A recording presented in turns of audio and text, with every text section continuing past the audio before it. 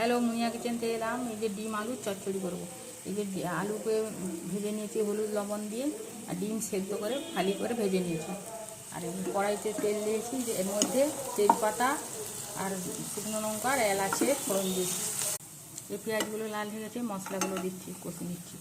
এই যে প্রথমে এলাচ দিয়েছিলাম, এই যে এলাচ আর লঙ্কা তেজপাতা দেখানো হয়নি, একটু জল দিয়ে মশলাটা কষে নিচ্ছি। এই মশলাটা কষানো হয়ে গেছে, এবারে ভাজা আলুগুলো দিয়ে দিচ্ছি, দিয়ে ঢাকা দিয়ে সেদ্ধ করছি। এই মশলার সাথে ভালো আলুগুলো একটু কষে নিচ্ছি, নিয়ে একটু জল দিয়ে ঢাকা দিচ্ছি। সেদ্ধ হলে দিয়ে ঢাকা দিয়ে দিচ্ছি। আলুটা সেদ্ধ, এই আলুটা সেদ্ধ হয়েছে নাকি দেখি।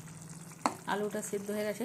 এর মধ্যে এবারে এই ডিম ভাজা আর কাঁচা লঙ্কাটা এই যে হয়ে গেছে। এবার উপর থেকে একটু গরম